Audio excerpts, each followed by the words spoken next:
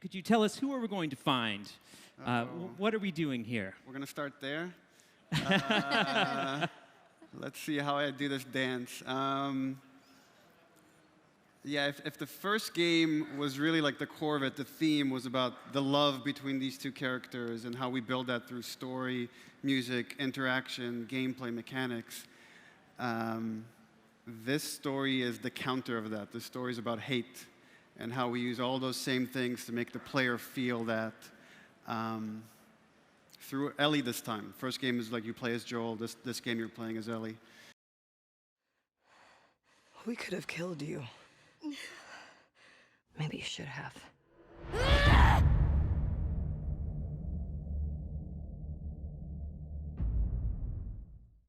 Naughty Dog has been like a childhood friend to me ever since the days of Crash Bandicoot, the Uncharted series, Jak and Daxter, but I think most of us would agree that the magnum opus was The Last of Us. What do we do? You make every shot count. A game that took the zombie apocalyptic genre and flipped it on its head, crafting one of the most iconic experiences arguably in gaming history. Not just from the perspective of being a game, but for being the top tier example of good storytelling. While it was first and foremost a story about Joel and Ellie trekking across the American wilderness, to me, it really ends up being a story about change and what it means to be human in a world that has basically collapsed. What are you so afraid of? You're treading on some mighty thin ice here. By the end of the first game, Joel and Ellie's relationship comes to a crossroads. After finding the Fireflies and getting her prepared for surgery and finding a cure, Joel is told Ellie will inevitably die in the process. I knew her since she was born. I promised your mother I would look after her. Then why are you letting this happen? Because this isn't about me, or even her. There is no other choice here. But with Joel, it's never that easy. Because he believes that we do have a choice. He could just finish the job, and he could let the Fireflies do their work on Ellie, even if that means killing her. But as we all know, Joel is afraid of change. So he chooses to save Ellie instead of humanity. Don't come any closer. No! Even if this all feels morally wrong, knowing what happened to Joel and his daughter, we understand why he makes this choice, even if that means lasting consequences. So the question we face in The Last of Us Part 2 is exactly that. What are those consequences? Joel, get up. Joel, fucking get up. Please stop. Please don't do this. Joel, please get up. No!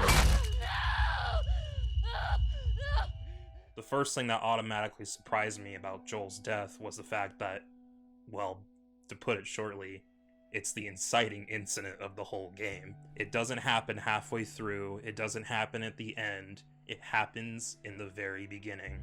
Even though I could see it coming, I was still shocked. And at first, that's what you think The Last of Us 2 is going to be about. The story of Ellie's quest for justice. She's looking for Joel's killer, Abby. As we go further into Seattle with her and Dina, we see her limits being tested. Her relationships begin to crumble. I think I'm pregnant. What? I didn't want to be a burden. Well, you're a burden now, aren't you? Jesus Christ. The best way to help Tommy is to go after Abby. You do this, I'm not saving your ass again. I really hope you make it. And the quest that ultimately started for justice quickly spirals into an obsession of vengeance. What I find the most interesting about Naughty Dog's story structure is how even the smallest details feel very large and important when they're finally revealed. I would have wanted to be an astronaut. That a fact. Yeah. Can you imagine being up there all by yourself? Would have been cool. I'm just saying. They constantly cut back and forth a lot, especially with Joel and Ellie after the first game. Only through the storytelling method do we eventually realize that Joel has to make the hardest choice yet, telling Ellie the truth about the hospital. If you lie to me one more time, I'm gone. Making a vaccine would have killed you. So I stopped them. In arguably one of the best acted scenes in gaming history, we witnessed Joel giving Ellie the information we suspected already had. Now we understand why she's so distant from him in the prologue. It just confirms our suspicions that she knew all along. She resents him from taking the chance to do something meaningful for the world. He took that chance away from her to be special. I'll go back. But we're done. After days of searching and scrambling around the dangers of Seattle, Ellie finds herself alone at the city aquarium. She arrives there only to find Abby's friends Owen and Mel, and she not only forces them to give her Abby's location, a la Joel's interrogation method with David's men in the first game, she ends up killing them both before they can even give her an answer. And to Ellie's shock, she finds that Mel is pregnant.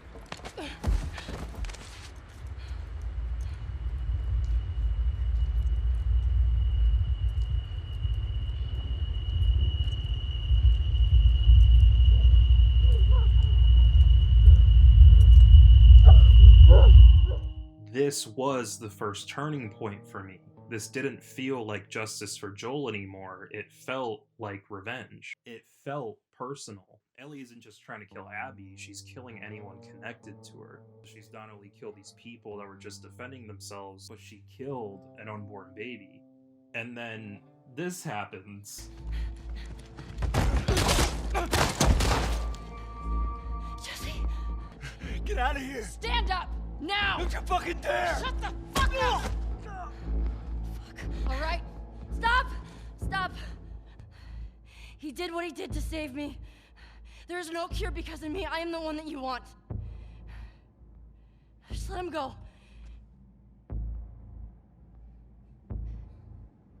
You killed my friends. We let you both live. And you wasted it.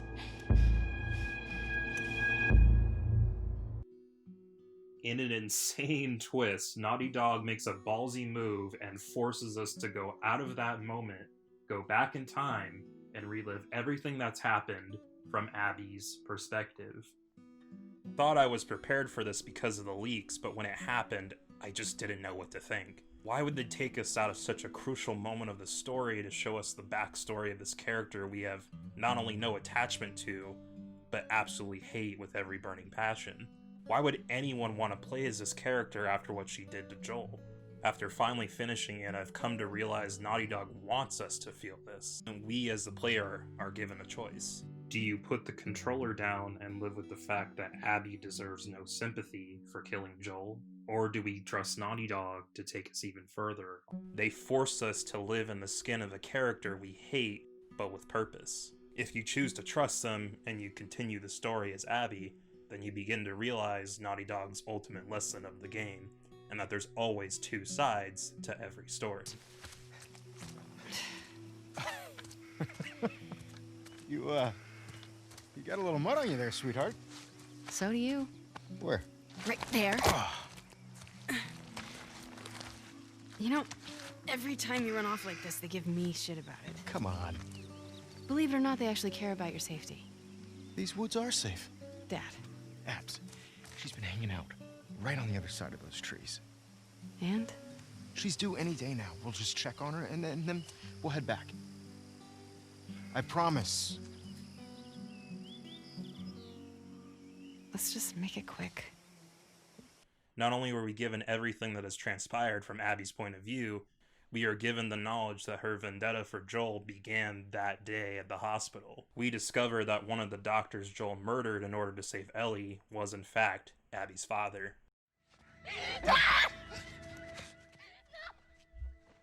This isn't Naughty Dog asking us to empathize with Abby, but to at least understand why she wanted to kill Joel.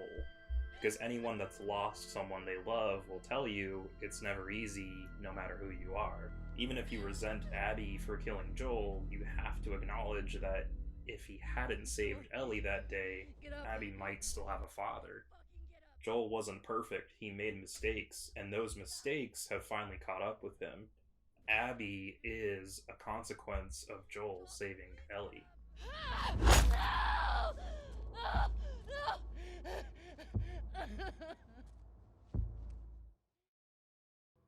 Naughty Dog isn't having us live through Abby's life just because they really want us to see that even after she killed Joel, she's not happy. She isn't satisfied. Now she's seeking redemption. You, as the player, get to help Abby find that redemption. She meets these two runaway kids from an enemy group named Yara and Lev, and she finally has the chance to do something selfless. And through these kids is Abby's second chance. This is her chance to protect someone who, like her, has been outcasted from their group. The character of Lev is a mirror of what Ellie was for Joel. We're gonna have to fight to get out of this, okay? And then I need you to show us to those boats. We don't let anybody stop us. Yeah? Okay. Okay. Follow me. The entire second half of Abby's portion of the game, it's destructive. You're caught in this war zone. It is absolute chaos. And now that we've seen everything from Abby's point of view, we finally get to witness her reaction to Ellie's destruction. All of her friends are dead, not just one, all of them.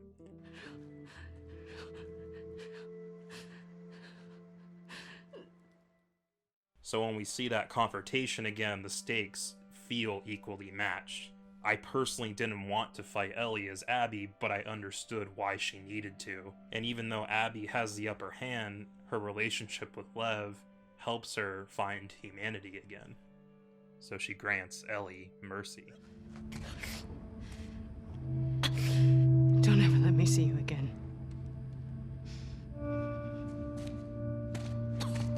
Come on.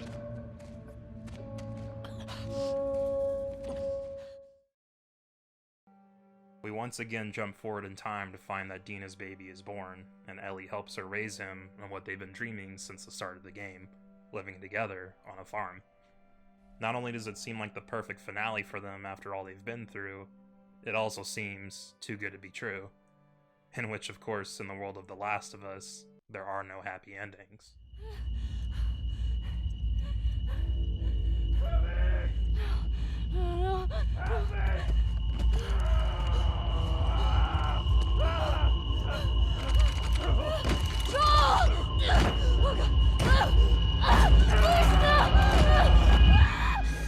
Ellie?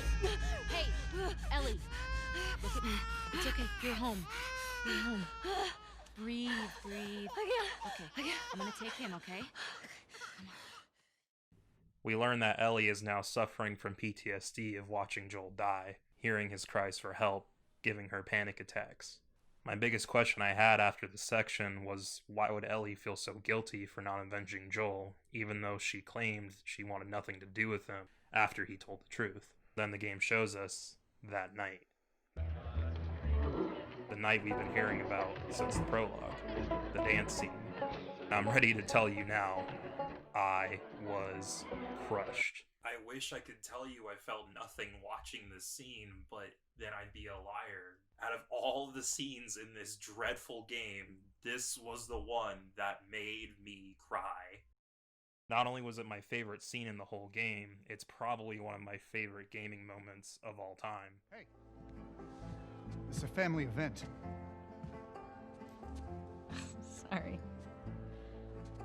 Sorry. Remember next time there's kids around. Yeah, like you're setting such a great example. Oh, just what this town needs. Another loudmouth dyke. The fuck did you just say? Ellie, Hey! Ellie, don't. Get the hell out of here. Get your hands off me. Hey! Enough. Come on, you. Let's go for a walk. What about them? You worry about yourself. Let's get you some fresh air. You all right, kiddo? What is wrong with you? He had no right. And you do? I don't need your fucking help, Joel.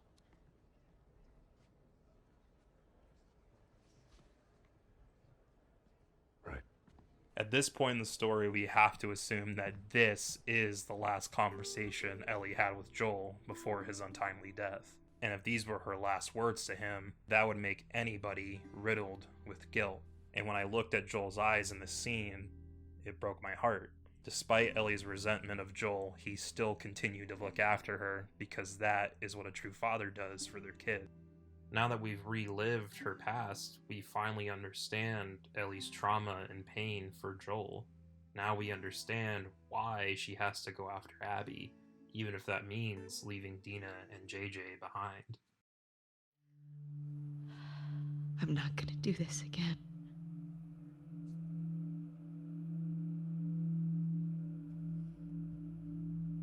That's up to you.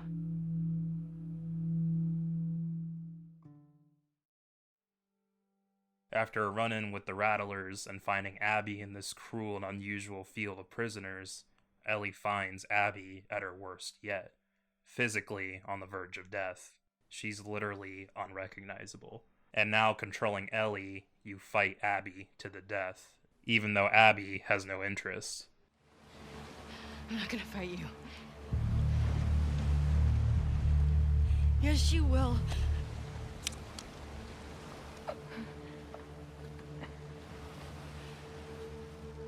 He's not a part of this. You made him a part of this.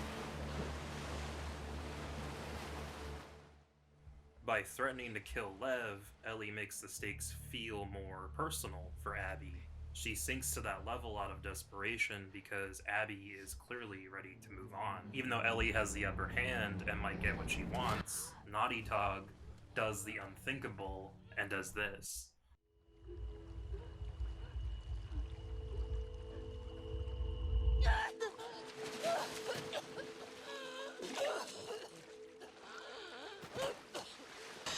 Bro,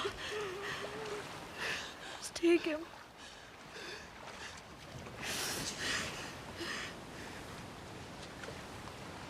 I've heard a lot of people say, why would Naughty Dog rob us of our chance to get our revenge for Joel? Well, I think this is why. Not only did this signify Ellie's cycle of vengeance finally breaking, it shows both characters on the same emotional and mental level. They both seek redemption. Not only has Ellie finally returned the favor for Abby sparing her and Dina's life all those months ago, they can finally both find peace wherever they can. And I think also part of the reason Ellie lets her go is because of Abby's urgency in helping Lev.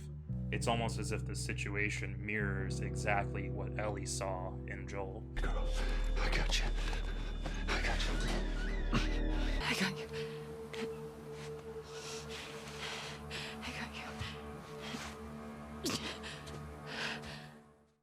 Maybe that was the push Ellie needed to finally humanize Abby. She's just as flawed as anyone else, but she's trying to do better by herself. And that's what Naughty Dog wants us to think about. How do we forgive someone that's done something so horrible and damaging to us? And that is the question for Ellie, because we have to choose to walk that path of forgiveness. It's not the easy path, but it's the right one. I don't think I can ever forgive you for that.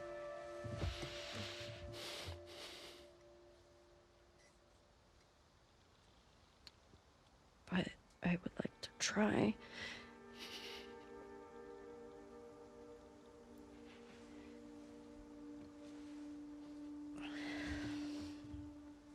I'd like that. Naughty Dog thankfully reassures us that despite Ellie resenting Joel after the party, they still had at least one more conversation before he died. This conversation made me think maybe, just maybe, they had a shot at amends. Our experiences can scar us mentally and emotionally, but Naughty Dog reminds us if we want to heal, we have to be able to forgive. Even if we don't know how, we have to try. And that's what Ellie's resolution becomes. She not only had to learn to forgive Joel, but Abby as well.